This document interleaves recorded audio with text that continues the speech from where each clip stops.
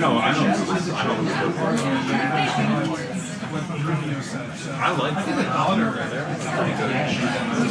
Sam though, dude, be careful, man. This guy, he gets right here, grab I'm telling him, like, there's one guy in this building that knows how to shoot videos, dude. He's holding a white balance card right now.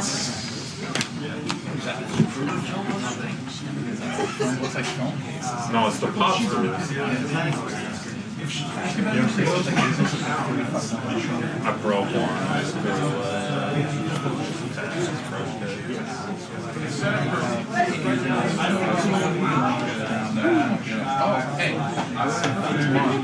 Tomorrow? Am I with you?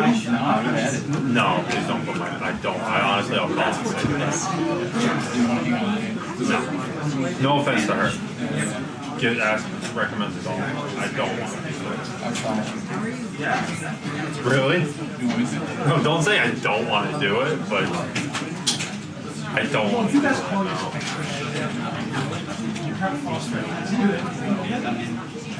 You don't mind when you get out of here? Nice of you. So here's the deal. I put in a note like yesterday. And I'm like, I need somebody.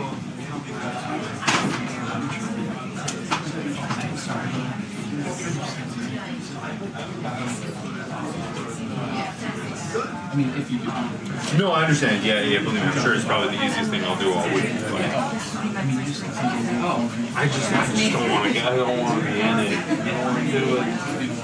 No, it's not that. It's just knowing what I know about it. I don't want to do it. Knowing the stuff. It's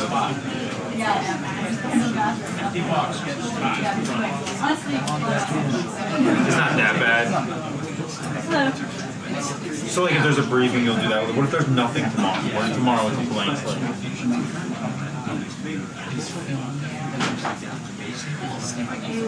Yeah.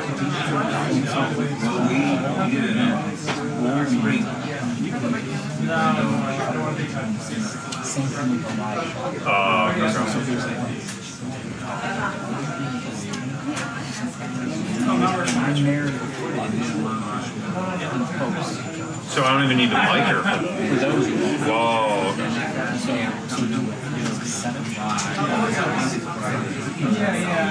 Yeah.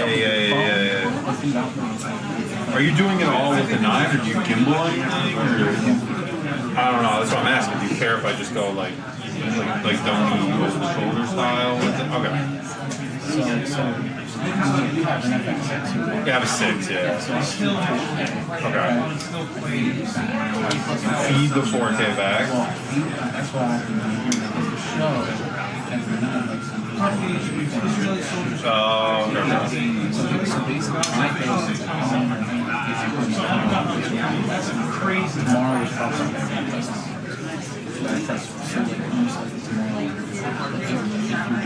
Okay. Yeah. No, the days are super easy. Hey, no, this one is.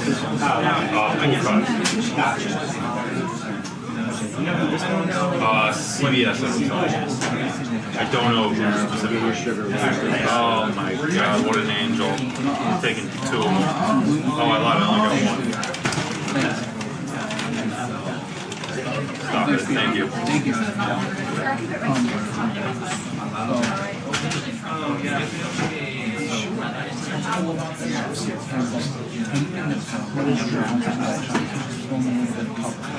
Yeah.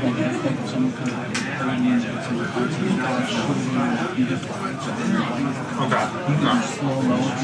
Literally whatever you want. Okay. Here's what they are. What I would ask you to do is when you guys pay me back, you can. You want to upload 14 shots and you get on your website, you can do that. You just feed it in and shoot it around. If you have an Aspera link, you can send me after I do it. I'll upload it right when I get home, and then I could I'll feed everything over to one link from here.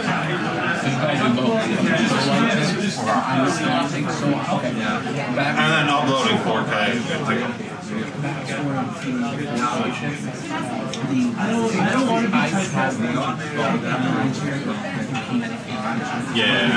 So I go home ship back to the store. So I can send you Yeah. But anyways, if you do it, have a mic ready to go. Something plastic. Making sure those things in the seat. We were home for it. You were very protective of those things. And I used some of the Kent lighting. Okay, yeah. And it looked good. They use lollipops. So then I go on the second half. Yeah. At the end of it. And just upload. And then I feed it. I feed it back. And then you flash the DJ. Buddy, you got coffee? Why? This man's trying to work. Victor trying to work. They came over after the camera. Are you good? I'm teasing these guys. Oh, okay. Cool. Victor. What's up, buddy? What's up?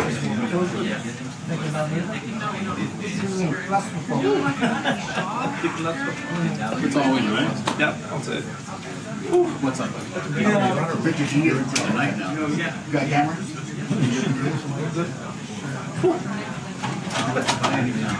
Ready for the sauna?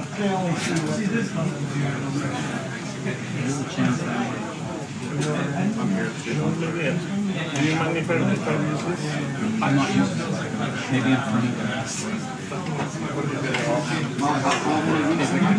Same thing as last time. That's my seat right there. You're fine.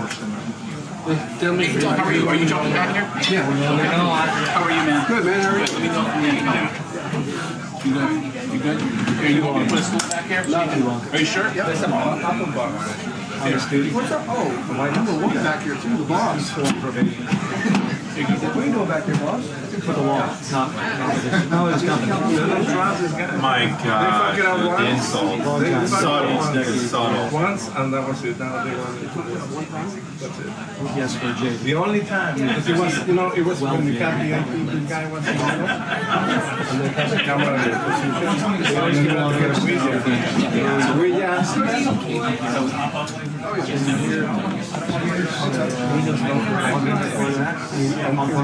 It was an important question. That's a good ride, yeah. We should all be Actually, this is kind of cool. Good enough to go anywhere else. That might be good. Let me see. Actually, yeah, that's a good shot. But that's where you know, I believe it. Yeah. Start here and then Walk around. Okay,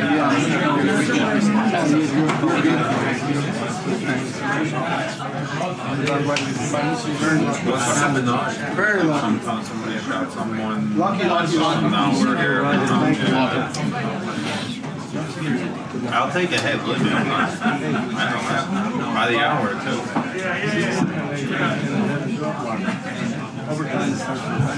I love that. Run right through it. Run the red light.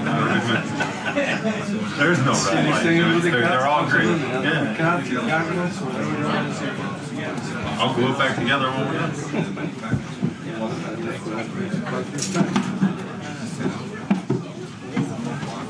Did you replace somebody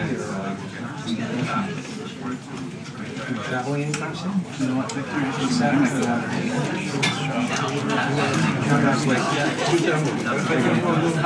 maybe a smidge higher, if you can. Thanks, bro. That's perfect. Yeah, thanks. You tell me, man. Thank you. I'm gonna be delicate. Actually, that's probably not a bad idea. Thank you. Take it all the way. But you want to do the movement, no? Oh, right. Yeah, I'm gonna use that. I want to make sure it doesn't pop up on me. It's locked. Is it locked? Yeah, locked. But I didn't lock it. You want to lock it? Just that, and I still sit here like, Yeah, thank you. This is somewhere in New England. My wife lives in, she's from Indiana, so we go to New England. We're planning to retire. Where's your nephew? Yeah, I know. I do. And every time you see more video, it's a new video. Big scene. Yeah. Really? Every week. Oh, I know.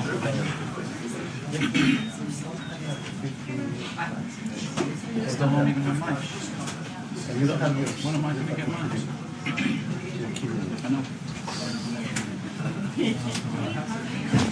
But if you do love my media, do it the old way.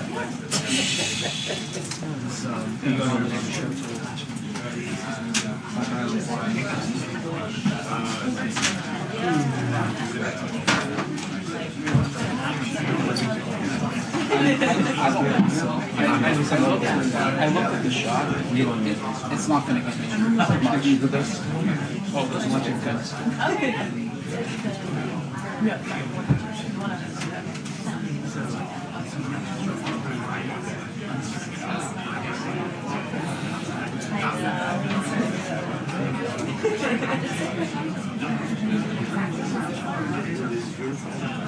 What's up? Is it?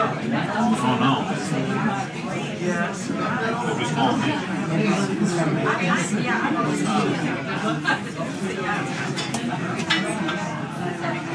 Yeah, sure. Hey, let's talk about it. If you do get it, it's just like there's certain. It's just me. It's just a solo project. Yeah. So I'm shooting and editing. So I told my boss, I just want a White House full of No, I know. Yeah. They never filmed. So I said the only way I can do it. You said it's for tomorrow. So this one, I said Monday and Tuesday I shot. Monday and Tuesday. Yeah. Tomorrow I gotta go and shoot cuts for Monday and Tuesday stuff there. Yeah. And bring in a ton of material. And by the time I'm done with that your day will be wrapped, and I can start looking at your stuff. And then on Thursday I can start looking at stuff that you do on Wednesday. And then the same thing for Thursday. Is anybody doing it Friday? She not doing Friday? She's not here on Friday. So I need somebody, I said I can only do 2 days shipping. And I'm going to need support 2 other days, whether it's you or somebody, So I said, we have to figure this out because this is not a one-man issue. My fear is I become de facto do it. I know. Dude, and honestly, just have a conversation. Yeah, I'll talk to him tomorrow. Even if he calls me later about it, I'm just gonna be like straight up like. And this is like no knock on like anybody, but like, and not a knock on them either. I don't want to do like promo. I want to do like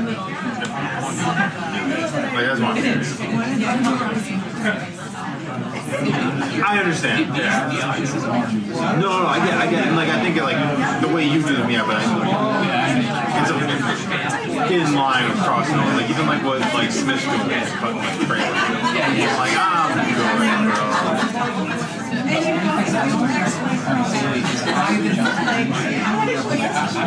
Oh, so you're just talking? Okay, that's easy. I just texted him, hey, what's going on?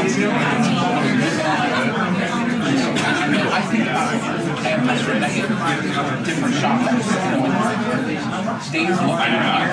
Yeah. People come and go. I try to get a little bit of all of that. I got you. Yeah. That's all it is. It's like setting up the days. Yeah, and that takes like you can do that in 15 minutes right when you get in.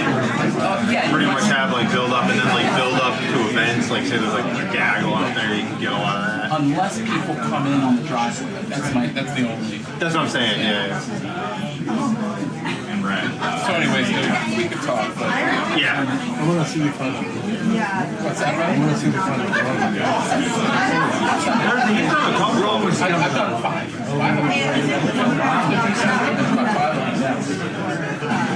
you know, man, it's a mix. It's a mix. And then it's like me rapping.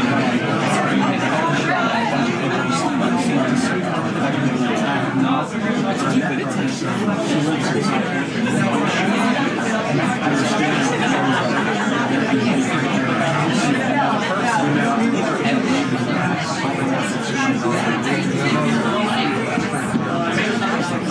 projects, but I don't know how it works. Special project manager. I used to shoot when I was on separate myself. Yeah. Mighty Mites.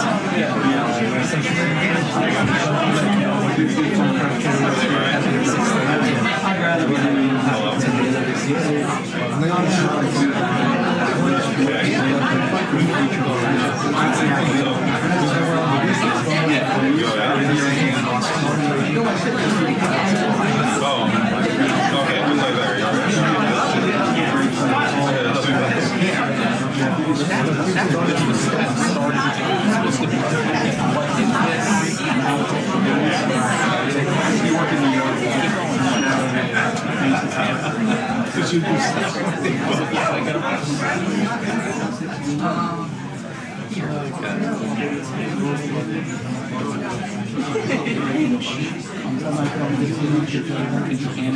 Yeah, there you go. Thank you. Yeah, just like that. Thanks, man.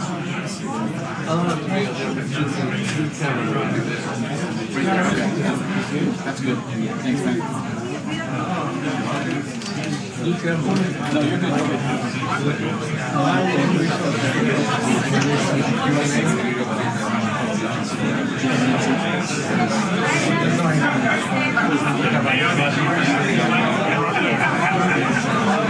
They were standing on the side of the hallway. Was Aaron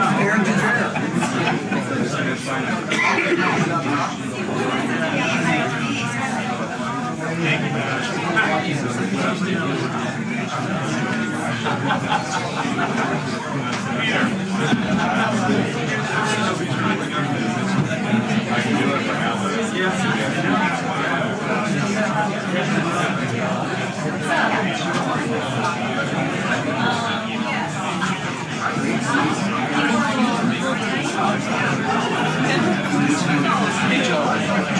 Cable's mic's not turned off. Come on in. No, I'll leave it back. I can't. No, sorry. I can't take my seat. Want me to get it on? Hold on, you got it? This temperature. Kaylin. You got it? Or, no, can you turn on the button on the bottom of it? Hold it in. Hold it. Got it. Green light. Green light.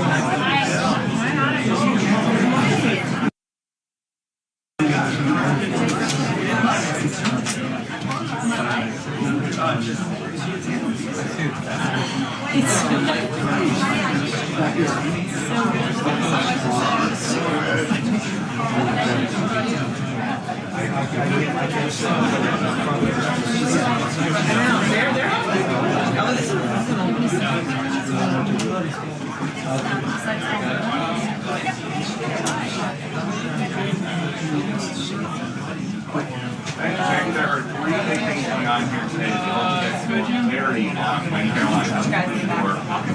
The first thing the President's response to that anti-Semitic terrorist attack, he put out a statement yesterday focused a little bit more on the suspect's immigration status, dealing with Biden's immigration policy than it is on anti-Semitism, which has been the focus of the White House this time here.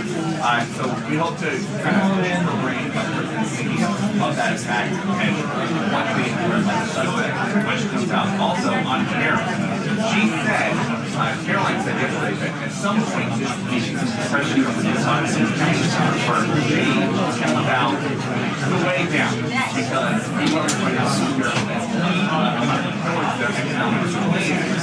They are also trying to negotiate them away or at least down here on the outside. And it's this brand new what's up, buddy? Take off your last where they got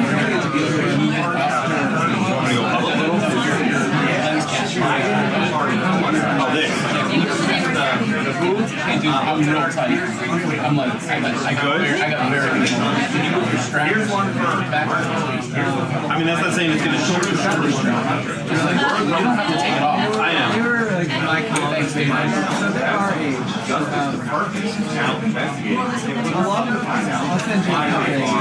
So Yeah, usually it's over. They're recognized. Thanks, dude. Then I'm gonna spend a week in it. Later, they're not gonna be I think so. As long as I got the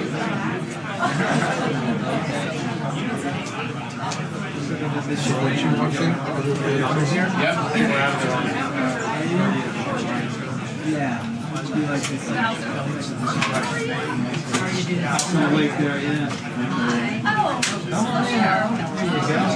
Yeah, no, it's a long, slow transition. You can't get rid of me. Bye. Thank you. Yeah, we have the settings in place.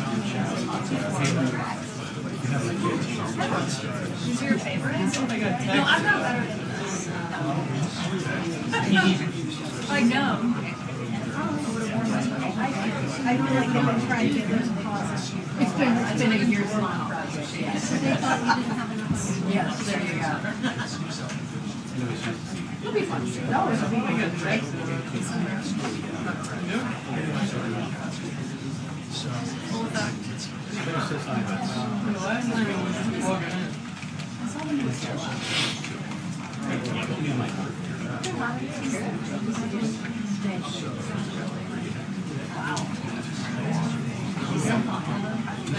Yeah, no problem.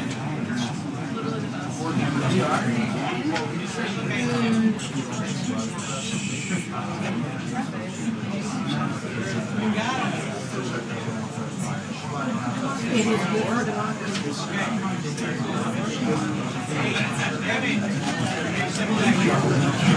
what about it? Outboard? Babies are good. 6 weeks now for baby George. Yeah, so I just took like a week and a half when he was born, but I have a year to take my French food, so I think I'll take it when my wife goes back to work. Just longer until we have to figure out.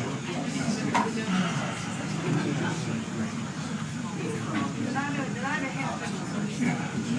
And the way it'll hang out, it'll need I don't think so. Yeah.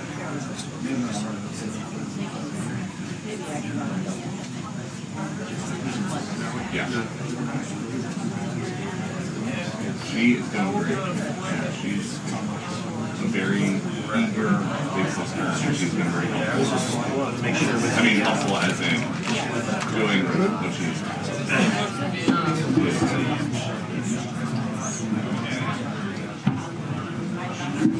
It's got a lot easier when the pool opened. Neighborhood pool opened. Slide and let things off. Something to wear around.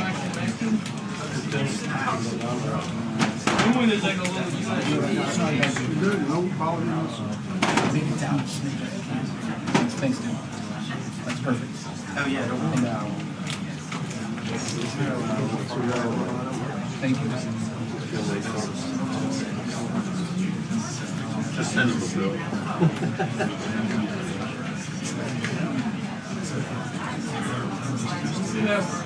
Until the briefing. 2 minutes until the briefing. All right, nice. Yeah, no problem.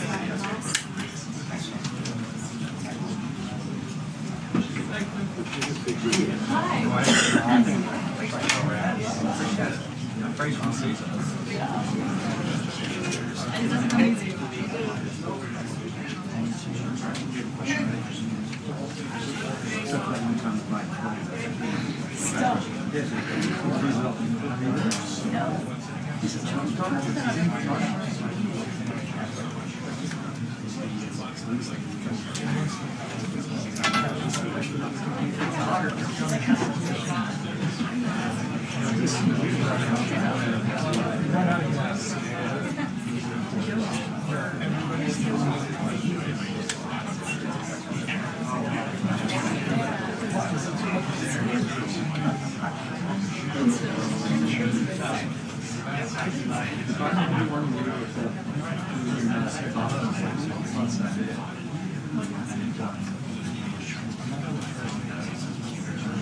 like, I can't stay.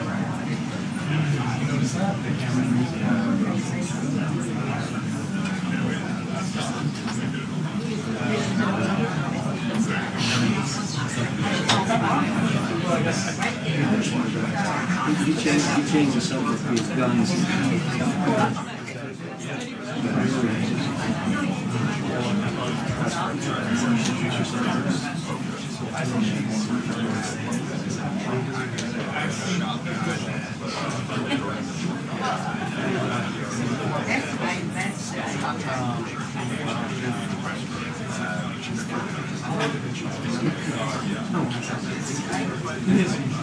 Good afternoon, everybody. How are you? Good afternoon, everybody. All of you. I want to start by addressing the horrific act of violence that took place on Sunday in Boulder, Colorado. President Trump and the entire administration's hearts go out to the victims, and they are in our prayers during this unimaginable time. According to reporting from Fox News, the alleged attacker admitted in an interview that he wanted to kill all Zionist people and had been planning the attack for over a year and would do it again if he could. This monster used a makeshift flamethrower and Molotov cocktails to light Jewish Americans on fire in an attempt to burn them alive. The victims at the incident location in Boulder were there to rally in support of Israeli hostages who remain in Hamas captivity. 12 were injured, including a Holocaust survivor. This is pure evil. The Department of Justice has already filed federal hate crime charges against the alleged perpetrator, and he will be held accountable to the fullest extent of the law. This tragedy is a sobering reminder of the consequences of the Biden administration's failed policies. According to the Department of Homeland Security, the Boulder suspect is an Egyptian national who was in the United States illegally.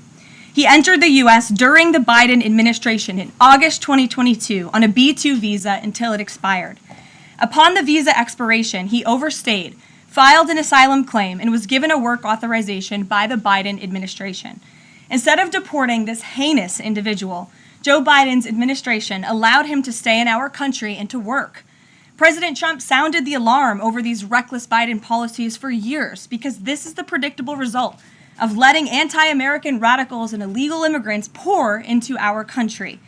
Immigration security is national security, and that's why the Trump administration, at the direction of our great president, has secured our border, strengthened our immigration system, and has taken immediate steps to protect the United States from foreign terrorists and other public safety threats. President Trump acted swiftly upon taking office to reform our visa issuance process to ensure that dangerous aliens who are intent on harming Americans or our national security interests are no longer admitted into our country. Under the Trump administration, aliens will only be admitted into the United States through the legal process and only if they do not bear hostile attitudes towards our citizens, our culture, our government, our institutions, or most importantly, our founding principles. Under President Trump, the United States has zero tolerance for foreign visitors who support terrorism. Violators of U.S. law, including international students, will continue to face visa denial or revocation and deportation. And illegal alien criminals will continue to be arrested and deported from our country. On that note, ICE and federal law enforcement partners just wrapped up a month-long surge operation arresting nearly 1,500 illegal aliens in the Commonwealth of Massachusetts. During the enhanced operation, dubbed Operation Patriot, ICE Boston and other federal law enforcement personnel focused on transnational organized crime, gangs, and dangerous illegal alien offenders throughout Mass. More than half of the nearly 1,500 illegals arrested had significant criminal convictions or charges pending against them. Here are just some of the violent illegal aliens who were removed from communities in Massachusetts during Operation Patriot. A Salvadorian national with active Interpol red notice for aggravated homicide. A Guatemalan national and registered sex offender who had pending criminal charges in Boston for 5 counts of indecent assault and battery on a person 14 or over. A Honduran national who was last arrested for rape, indecent assault, and battery of a person 14 or over. A Colombian national charged with kidnapping, aggravated rape, and indecent assault and battery on a person 14 or over. and a Guatemalan national who was convicted of murder in Boston. Also, a Brazilian national who was charged with aggravated rape of a child by force and possession of child pornography. Again, these are people who were living in the Commonwealth of Massachusetts. And lastly, a Salvadorian national whose criminal history includes charges of aggravated rape of a child by force. I don't think anybody in this room wants these types of heinous criminals in your communities. And it's thanks to this administration that they are being removed from our country. When Democrat-run jurisdictions released violent illegal alien criminals back into communities after making arrests instead of turning them over to federal immigration enforcement like they should, those Democrats are putting law-abiding Americans at risk. And these insane policies force law enforcement officials to make much more difficult arrests that put their lives, our law enforcement lives, in jeopardy. President Trump is incredibly grateful for our heroic officers on the front lines getting these violent illegal alien invaders out of our communities. Law and order is back in America under President Trump. And on that same note, there are new crime statistics that show crime is plummeting. In fact, Politico summed it up like this. Murder rates are tumbling across the U.S. in 2025. Homicide stats are down at least 20% over last year. And we could be on course for the lowest number on record. With President Trump in charge, the days of criminals being put over victims are over.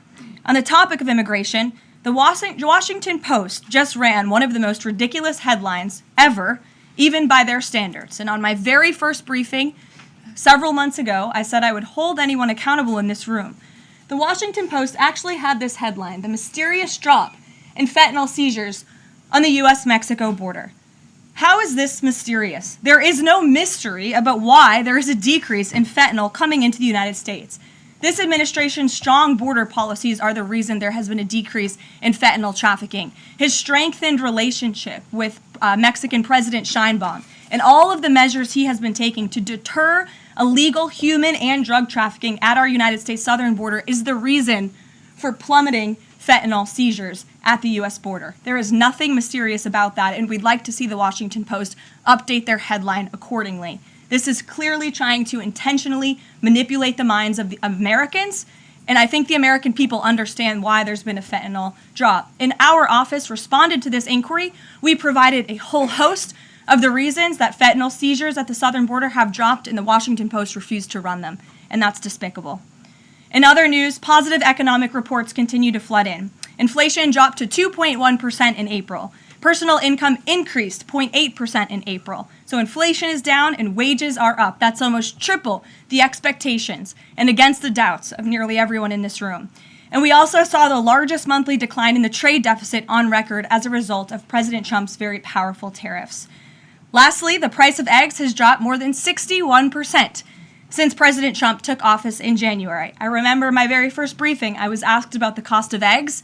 The reporter tried to insinuate it was this administration's fault, even though he had only been here for a few days or weeks. It was a result of the previous administration's terrible policies, and in record time, this president has fixed that problem that he inherited from Joe Biden, and now egg prices have dropped 61% since this president took office. There's a lot of good news, and I'm sure you have a lot of questions, so let's get to them.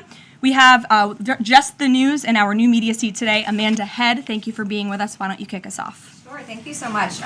There is a disturbing trend of anti-Semitism turning into terrorism. Of course, the Boulder, Colorado instance that you just mentioned, the 2 Israeli embassy staffers who were murdered, Pennsylvania governor's mansion with the Jewish governor inside getting set on fire. Does the president consider this domestic terrorism? And as such, are there official alerts to law enforcement, BOLOs, task forces, things like that?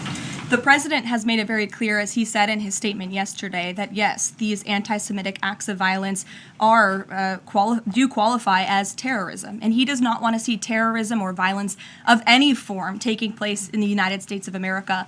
And as for specifically anti-Semitic terrorism and anti-Semitic acts of violence and those that are targeting Jewish Americans, this administration has done more to combat that violence than any administration in history. And one incident is one too many, and I think, frankly, that's something the previous administration was not willing to say. This president will stand up for Americans of all religions, of all faiths, of all creeds, and we will continue to look at policy measures and actions that we can take in addition to the actions that have already been taken to curb this anti-Semitic violence. And to Jewish Americans at home across the country, this president has your back.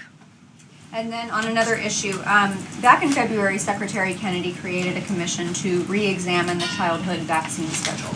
But there are still states outstanding like California, Connecticut, Maine that are not allowing any religious exemptions for kids not only to go to school but to participate in sports and extracurricular activities. Would the president want to see religious exemptions allowed across all 50 states?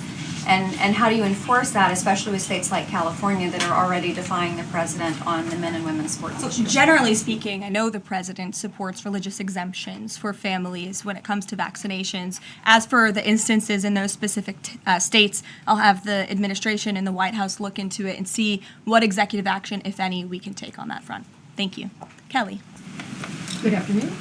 We're now in hurricane season, and obviously there is great concern every year about the potential for that. Can you speak to how the president is planning to have the level of support, should it be needed, to be as it has been with a reduction in the workforce? And is he still comfortable with Administrator Richardson, who had talked, whether joking or not, about not being aware of a hurricane season for this country? What is the president's level of briefings on what may be required? If you could give us kind of an overall update on that. Sure. Well, of course, we know that we are into hurricane season now, and I know FEMA is taking this seriously, contrary to some of the reporting we have seen based on jokes that were made and leaks from meetings. But Secretary Kristi Noem and the FEMA leadership are all over this. They are committed to ensuring that federal resources and tax dollars are there for Americans in need, and the president continues to review requests for emergency aid and carefully considering them. However, this president has made it clear we're not going to enable states to make bad decisions with federal tax dollars and then have the federal government later have to bail these states out. We want to see states be responsible with their tax dollars to do as much as they possibly can, and then the president will deeply and thoughtfully consider any requests for federal aid that come to his desk. And I think some of the media reporting we've seen on this is frankly sloppy and irresponsible. There are serious people who are taking this issue seriously, starting with the president himself, who, as you know, on his first domestic trip back in office, visited both North Carolina and California, both of which were, of course, hit by natural disasters when he wasn't even president, but he took ownership of that and visited those places and those people immediately. Is it Brian. about hurricane season appropriate, though, now that this is serious business, as you talked about? It's serious business, Kelly, and I'm not going to engage in such fodder with a question like that. Brian. Thank you, Caroline. Reuters was reporting that there is a letter that is meant to be sent to other countries, which would give these countries a deadline of Wednesday to produce their best offer on the trade matter. Why does the administration feel the need to send this letter? And I have one more follow-up on trade. Sure, I can confirm the merits in the content of the letter. USTR sent this letter to all of our trading partners just to give them a friendly reminder that the deadline is coming up. And they are in talks. Ambassador Greer, Secretary Bessent, Secretary Lutnick are in talks with many of our key trading partners around the globe. As you know, Brian, I know the Wall Street Journal has covered this quite heavily. And they continue to be engaged in those discussions. And this letter was simply to remind these countries that the deadline is approaching and the president expects good deals, and we are on track for that, I will emphasize. On the trade side, though, when the deal with the United Kingdom, there was this idea of a reprieve on the auto tariffs. Is the president looking to do another similar deal on the sector-by-sector reduction in tariffs, or is this more going to be deals related to the reciprocal tariffs that were announced months ago? Well, as I've said previously from the podium, and the president has discussed as well, each country has unique advantages, unique challenges to it based on their markets and what they export to us and what we export to them. And so that's why the president smartly advised his trade team to engage in tailor-made deal-making. And we saw that with the United Kingdom, and we will see that with other countries as well. Kate. Does the president support the Senate moving forward with a bill imposing heavy sanctions on Russia? Look, the president has spoken about his position on sanctions on Russia. He has smartly kept this as a tool in his toolbox if necessary, but I think the Senate and everyone on Capitol Hill respects the president is the commander-in-chief for a reason. And as you know, Russia and Ukraine engaged in direct talks yesterday. That was at the encouragement of this president when he spoke to both leaders of both countries via phone just a couple of weeks ago. And so I would just like to remind everybody how far we have come in just 4 months. I mean, it was inconceivable last year at this time for Russia and Ukraine to be engaged in direct talks. And it's because of the president's insistence and determination to get this war to an end that these countries sat down yesterday. So he's willing to use sanctions if he needs them, and the Senate and the Capitol Hill understand that the president is the commander-in-chief and he's leading United States foreign policy as he should.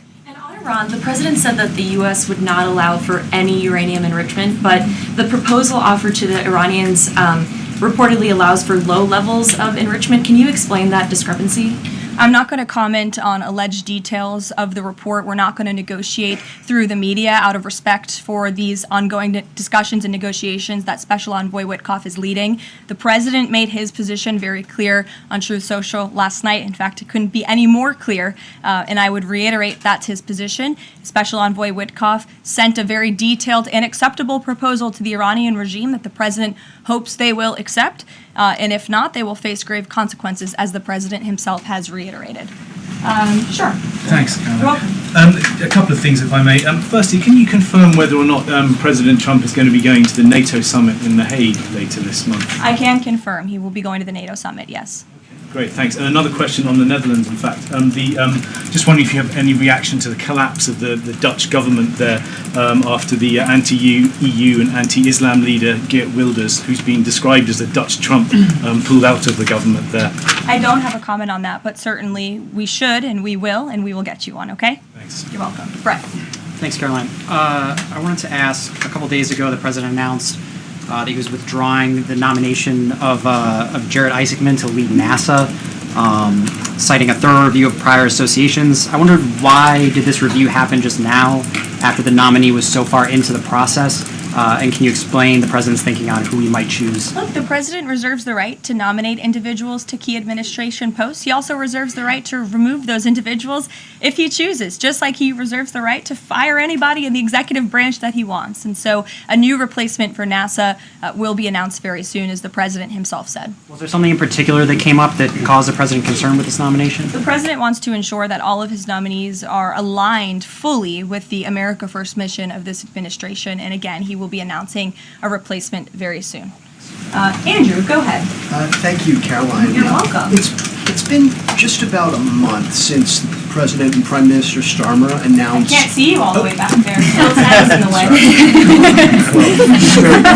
There you go. So it's been just about a month since Prime Minister Starmer and President Trump announced that the U.S. and U.K. had reached a trade deal, That's right. or at least a framework for a deal. Now there are at least some Conservative MPs in London who are complaining that Parliament has not yet seen the text of any deal.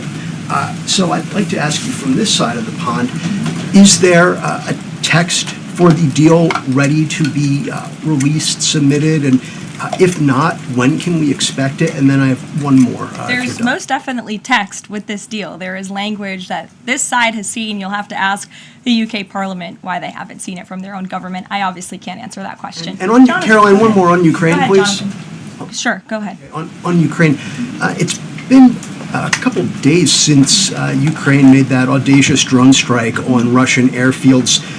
The president hasn't said a word about it, and usually he's not shy about making his thoughts known on the war, or it's not bad, on the war or any other subject.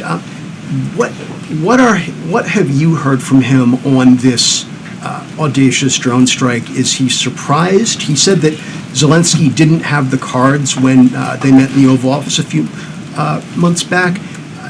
Does Zelensky possibly have some cards that the president hadn't known about? Look, the president's thinking on the Russia-Ukraine war as it stands, I spoke to him about it just this morning, is he remains positive at the progress that we've seen. Again, he urged both leaders to sit down and talk directly with one another, and they did that. Russia handed over a memorandum of peace, or a peace plan, or a suggestion of one, I understand, to the Ukrainian side. They also agreed upon the exchange of prisoners or hostages from each other's countries. So he remains positive about the progress that we're seeing, but he also is a realist, and he realizes these are two countries that are at war and have been for a long time because of his predecessor's weakness and incompetence. So he's working hard to solve this conflict, and that's where his mind is right now on it. Jonathan, go ahead. Thank you. Same topic, just to put a finer point on it. Does President Trump approve of Ukraine's decision to strike nuclear-capable bombers in Russia? I would like to let the president speak on that himself. And just to follow up, has the president... I would just add to that, the president does not want to see this war prolonged. He wants the fighting to stop, he wants people to stop dying, and he wants this to be solved at the negotiating table. The reason he is so deeply involved and has spent so much time and effort on this war is because he hates to see people dying. Again, these are not Americans that are being killed. These are Russians and these are Ukrainians. This is a war very far away. But this president truly cares about peace, and that's what he wants to see. What is President Trump doing to ensure that a similar internal drone attack doesn't happen here in the US, given this was done at pretty low cost, very stealthily? You know, it obviously raises questions about our own security, particularly for US aircraft here. It absolutely does, and that's why the president nominated Secretary Hegseth and has approved some of the changes that have been made at the Pentagon to ensure that we have the most lethal fighting force in the world, and that the United States military is the best, the biggest. That's why he wants the One Big Beautiful Bill to be passed, because it increases our defense spending. It's why he also launched the announcement of the Golden Dome to prevent from missile strikes and attacks in the future, and the president has a full understanding, I can tell you because I've spoken to him about it, about the future of warfare and how drones are a big part of that. And I will not get ahead of our policy team, but I think you can expect to see some executive action on that front in the very near future.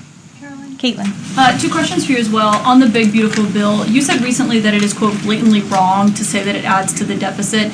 You essentially said that an estimate from the Congressional Budget Office and other scorekeepers you believe are wrong. But Republicans like Ron Johnson and Rand Paul disagree. They are saying that it will add to the deficit. That is their concern. Is the White House's position that those two Republican senators are, quote, blatantly wrong? It is. Those senators, it's not news that they disagree with this president on policy, and the president has vocally called them out for it and for they're not having their facts together.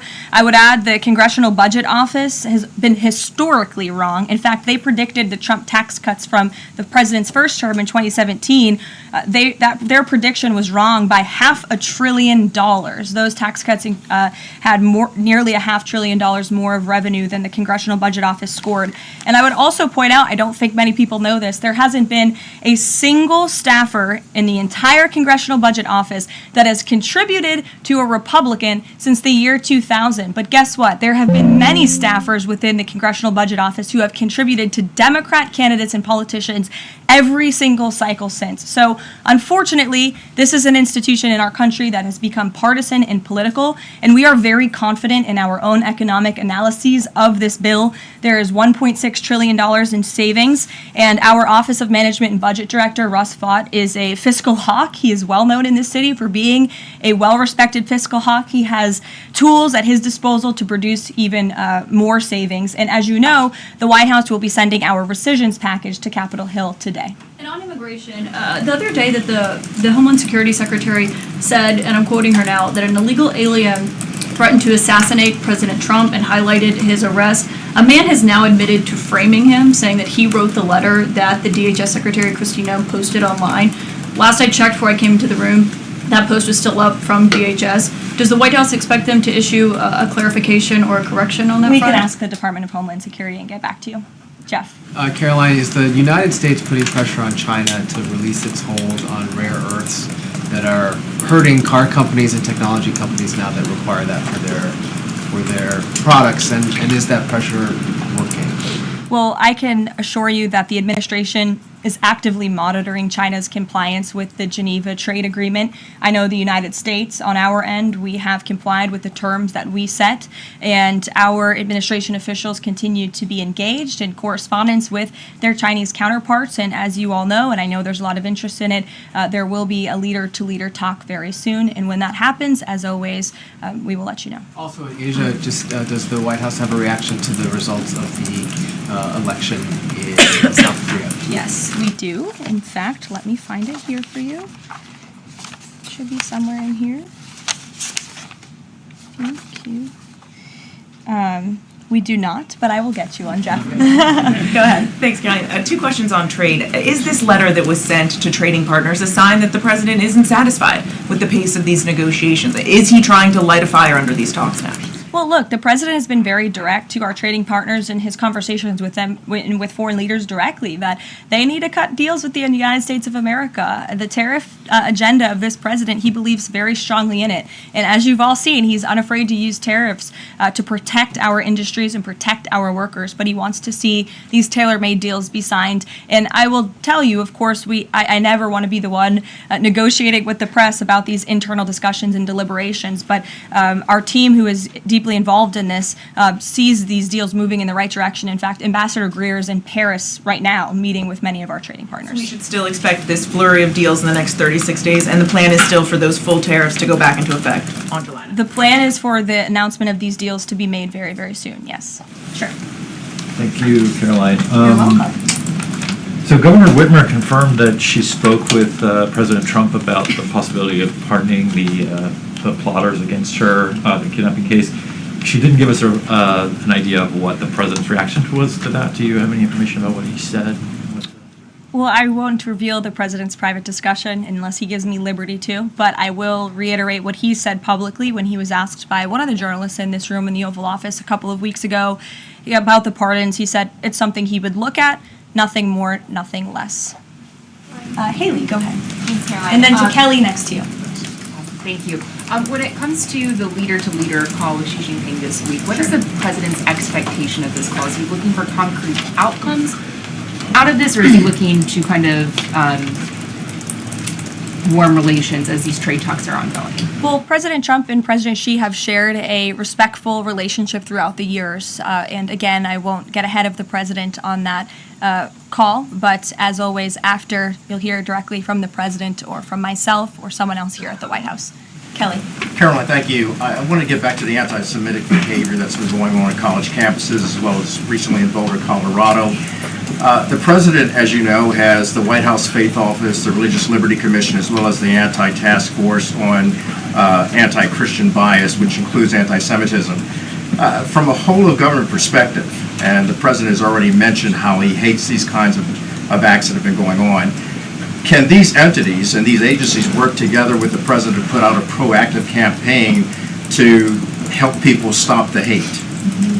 I think the president himself has been leading on this, Kelly, and has been incredibly clear in his rhetoric that he is not going to tolerate such hate or behavior in the United States of America. And you will see that rhetoric being followed up by action from the Department of Justice, who is seeking to prosecute these cases to the fullest extent of the law. And I know the Attorney General and the FBI Director were very quick to call this what it was, targeted terrorism. And there was some, I think, criticism from the media, and well, at least pundits I saw on television saying, are they too quick to jump here? No, they see the facts and they reveal those to the American people, and they're transparent.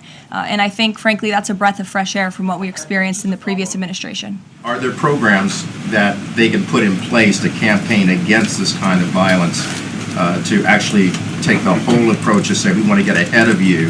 If you're thinking it, don't do it. And if you're going to do it, sit down and talk to someone within the Faith Office, within the Religious Liberty Commission, as well as the task force. Yeah, surely. It's a good idea, and I'll pass it along to them. Peter. Thank you, Karoline. When you look at these last-minute Biden pardons, the big ones, Biden siblings, Fauci, January 6th committee. That's right. Most of the big ones have the same very neat signature. We would expect that probably to be the auto pen. There is one that looks different. It looks authentic. In fact, if you look at the last name, it almost looks like the president was having a hard time spelling his last name there. Is this White House of the opinion that the only pardon that would count is one that the president signed himself?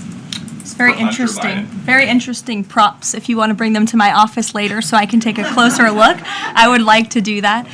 The president is making a good point when he discusses the usage of the auto pen. Who was running the country for the past 4 years? Perhaps those documents were signed with the auto pen, something that this, I believe the Department of Justice is looking into. As you saw, Ed Martin made an announcement at the Department of Justice this morning to launch an investigation because the American people deserve answers. Is there any concern that this president, who won the election on a promise to fix the economy and close the border, that focusing and scrutinizing these Biden pardons is looking into the past instead of looking forward? I think in comparison to the amount of time this president has spent on securing the border, on fixing our economy, I just read out for you an entire list of economic accomplishments. Look at the border numbers, look at the time and effort he's divulged into solving the global conflicts abroad. It pales in comparison, but it still, nevertheless, is a very important issue. And it was a huge issue that sent the president back to this White House. The Americans saw with their own eyes a mentally incompetent president, and they want answers for that, and the president believes they should have And them. something that just Go crossed, ahead. Caroline, how mad do you think President Trump is going to be when he finds out that Elon Musk said, "I'm sorry, but I just can't stand it anymore. This massive, outrageous, pork-filled congressional spending bill is a disgusting abomination. Shame on those who voted for it. You know you did wrong. You know it." Look, the president already knows where Elon Musk stood on this bill. It doesn't change the president's opinion. This is one big, beautiful bill, and he's sticking to it. Tamara. Thank you. The National Security Council was reorganized, or some staffing changes were made the Friday before Memorial Day. I'm hoping you can explain sort of the new structure, what the structure is of the National Security Council, what the goal is in terms of staffing levels. What is the new National Security Council mode? Well, as with everything in this White House, it is a top-down approach. The president is here. He is president. He's not an auto pen like the previous president was. He's very much involved in literally every policy discussion and decision that takes place. And we felt it was best to reorganize the National Security Council to respond to that top-down approach that we have here in this White House, and to streamline the efficiency and the effectiveness of the National Security Council. And I would add that Secretary of State Rubio and now National Security Advisor Rubio is doing a tremendous job at leading the National Security Council. He knows the president. He understands where the president is on these issues. He's great to work with here at the White House. I can tell you that. I appreciate seeing him a lot more in the building. And he and the president and the entire National Security Council, who's made up of great patriots who love this country, are doing a tremendous job on the many conflicts around the world that this administration inherited. Is there a goal staffing level? I'm sorry? Is there a goal for the staffing level, like the number of people who would be in this National Look, Security we Council? just want the National Security Council to be as efficient as possible, and if staffing needs are necessary, I'm sure Secretary Rubio would not mind hiring people if necessary, but again, we've been working with them day in and day out, and they're chugging along and doing great work. Sure. Thank you, Caroline. Two questions, if I can. President Trump got involved himself in presidential election in Poland by supporting a conservative candidate who ultimately won. Yeah. What does it mean for the future U.S.-Polish relations? What's likely to change? Well, I believe the president is obviously pleased to see the result of the Polish elections. He met with Karol Nawrocki, if I'm pronouncing that correctly. Yes, Nawrocki. Okay, thank you. I appreciate your insight on that. He met with him at the White House, and he told them, you're going to win because you support common sense. And he supported strong borders in Poland. He supported an end to the woke, radical DEI stuff that we've seen not just here in the United States, but really take over Europe and, frankly, the whole world. He was very outspoken about that. And I was reading the reports about how the Polish people felt about this man, and they felt like he was putting the needs of Poland first. And that's a very refreshing feeling, one that we know very well here in the United States of America. So, as you know, the United States and Poland have always had a very deep and strong relationship, friendship. They're a great ally, and I know the president continues to look forward to working with them. We have one more on Ukrainian drone attack on Russia. Was President Trump informed in advance by Ukraine that the attack is coming? He was not. Carrie. Caroline, so just want to go back to the issue on the anti-Christian bias as well as issues on anti-Semitic issues. Senator Grassley just put out a report saying that the files, FBI files, has shown that the Catholic group targeting was way more prevalent within the FBI during the Biden era than was previously shown, as far as former FBI Director Christopher Wray was putting out there during congressional testimony. Can you discuss here what President Trump would like to see in terms of consequences within the FBI as far as those who were involved? Also, the second question, if the DOJ finds that the auto pen was used by President Biden, should those actions that were used with the auto pen, should they be null and void? I'm not going to get ahead of the Department of Justice's investigation into the usage of the auto pen. And again, the question is not, was the auto pen used? It's whether or not the President of the United States knew it was being used, and if not, who was using it in his name, which is clearly illegal behavior. Deanna. Thanks, Caroline. One on foreign policy, one domestic, if I can. Sure. On foreign, just speaking to the president's Truth Social post about Iran recently, saying that there will be no uranium enrichment, is he saying that that's a red line for him, or no? I already answered this question. The president's been very clear about where he stands on that. Okay, and then on domestic, there is a report that Laura Loomer met with the vice president today. Can you speak to her relationship with the administration and if she's informally advising in any way? She is not. I do know she met with the vice president. As for what was discussed in that meeting, I would defer you to his team. Thanks, Caroline. I have one question on anti-Semitism, one question on China. So for years, radical leftists and Islamists have been calling for so-called globalize the Intifada. Do you believe this is a call for violence against Jews? And do you think these attacks on Jews around our country is what globalizing the Intifada looks like? I don't want to speak to the merits of those claims without looking into them, but as I said, any violence against Jewish Americans will be prosecuted to the fullest extent of the law. Absolutely. And also, Secretary of State Rubio made an announcement saying he'll be revoking visas of certain Chinese students, including those with connections to the Chinese Communist Party. Does that include sons and daughters of politicians, presidents, and chairmen? Again, Secretary of State Rubio has the right to revoke visas, and he made the announcement that the State Department will begin to aggressively revoke those visas of Chinese students who are in our country, namely those with Chinese Communist Party ties, or those who could be a threat to our national security and the interests of the United States. Should both of you, go ahead and then back with you. Thank you. There are now reports that Israeli forces are firing on Palestinians trying to get aid from the Gaza Humanitarian Foundation.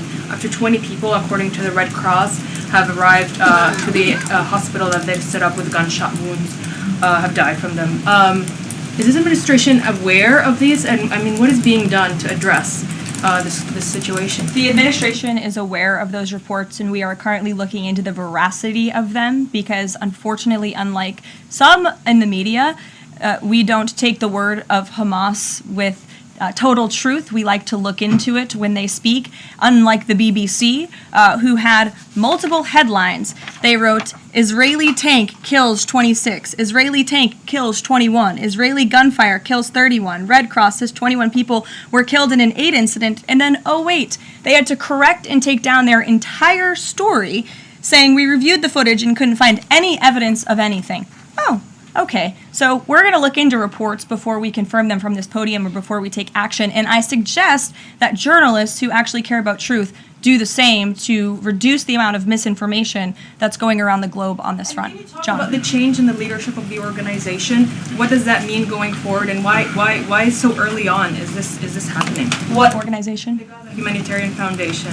Well, look, this was a creative idea that the president called for to get aid into the region. These people were desperate and starving, and the president didn't like seeing imagery of that, and he wanted to ensure that aid was brought in with the approval of Israel for understandable reasons. We will never forget the brutal attack on October 7th.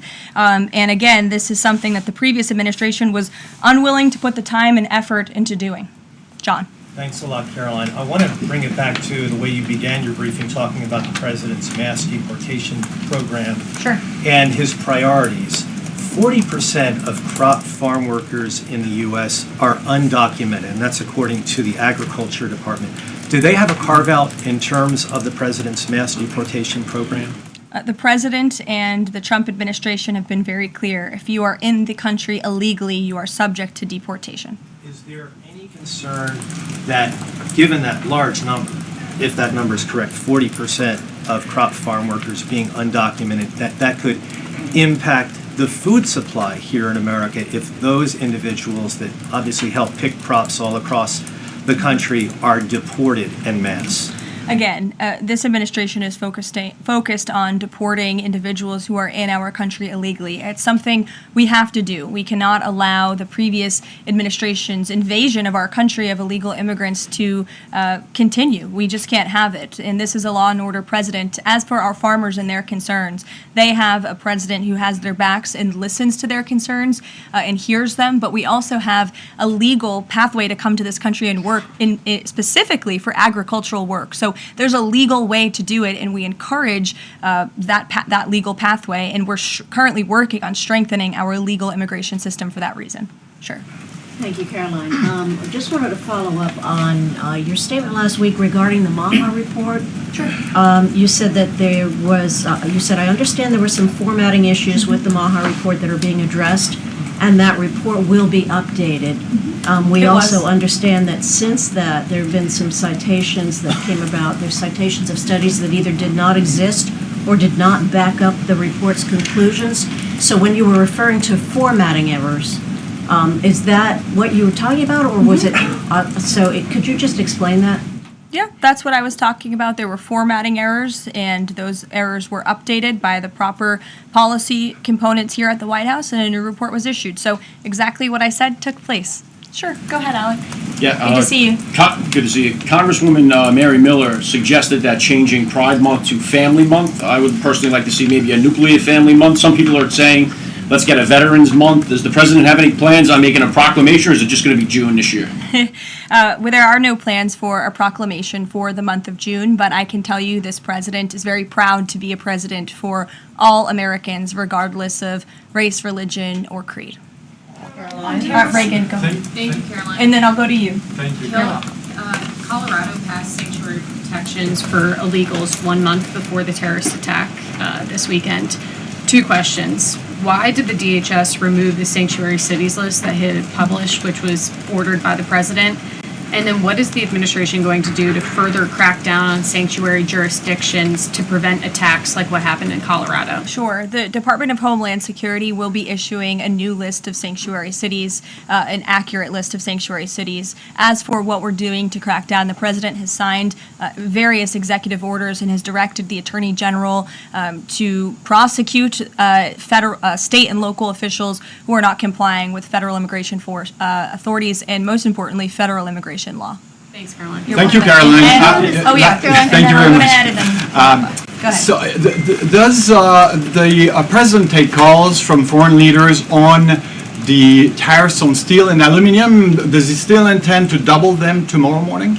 The president will be signing that executive order today, and steel and aluminum tariffs will be going to 50%, yes. It's going to change, or it's going to be suspended? He made that announcement in Pennsylvania, and he plans to deliver on that promise to Pennsylvanians. And why is he hiking that? And Ed, go ahead. I can answer that, but go ahead, Ed. Oh, yes. Thank you, Caroline. So a Chinese Foreign Ministry spokesperson today said that the U.S. imposed harmful measures like new chip controls and pledging to revoke Chinese student visas. So are the Chinese the victims in this trade back and forth? Look, I don't think anyone is the victim. These are 2 strong countries, and as I said, the president has a good relationship with China's president and leader, and that discussion will take place later this week. And what other authorities is the president looking at for tariffs should the decision in the appeals court not go his direction? Well, right now, his tariffs remain in effect. We spoke at length in my briefing last week about that decision that came down from the International Trade Court, which has been put on pause because the president absolutely does have the authority to implement tariffs and to declare a national emergency for our crippling trade deficit. He could always have the power to use Section 202 or Section 301 as well to impose tariffs if he deems necessary, especially Section 202 tariffs, which are sectoral, as you know, to protect our critical supply chains here at home. Thanks, Caroline. You're welcome. you've got U.S. business leaders begging for certainty. So why did the president suddenly decide to hike tariffs on steel and aluminum again? You also have U.S. business leaders begging to meet with this president and begging to come to the White House to talk to him because they know that he is a negotiator in chief, that he's making good deals on behalf of the American worker and the steel worker, in particular when it comes to the steel and aluminum tariffs, which he discussed in his speech at length at Pennsylvania and the need for them. And I would just add, I was at that speech on Friday with the president, and there were 2,000 steel workers and their families in the room, many of them wearing their hard hats. I spoke to one backstage who said this is the greatest thing that has happened for that community in Pittsburgh, Pennsylvania in 60 years, because this is a president who doesn't just talk the talk, he walks the walk too, and he's delivering on his promises to bolster our steel and aluminum industries in this country and to protect those jobs. If not for this president, that steel plant in Pittsburgh, Pennsylvania would have closed. Those jobs would have been lost, and the president saved that company, he saved those jobs, and he's saving that community, and that's the intention of the steel tariffs, which he will sign later this afternoon. Thank you very much, everyone. We'll see you later.